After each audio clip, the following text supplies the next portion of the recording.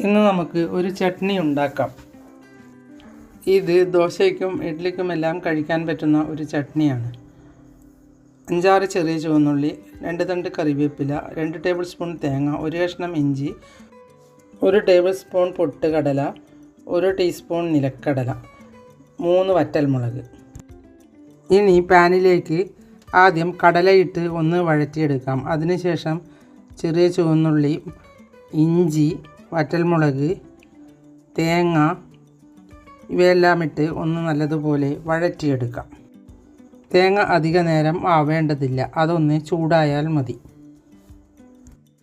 തേങ്ങയിട്ട് ഒന്ന് ചൂടാക്കിയാൽ മതി.